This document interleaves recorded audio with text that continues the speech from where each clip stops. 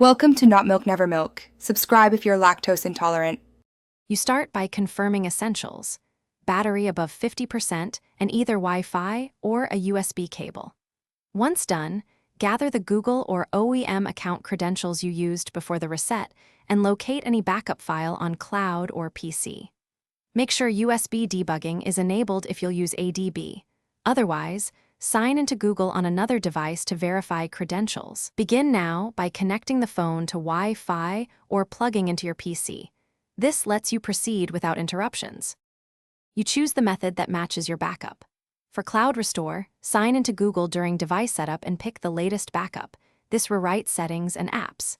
If using ADB, connect via USB, confirm the host prompt on the phone and run the restore command from your PC. This transfers APKs and app data.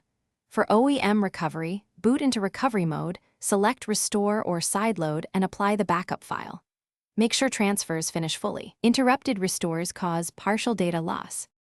You complete the process by checking that apps, accounts, and settings match your expectations. Reinstall any missing apps from Play Store.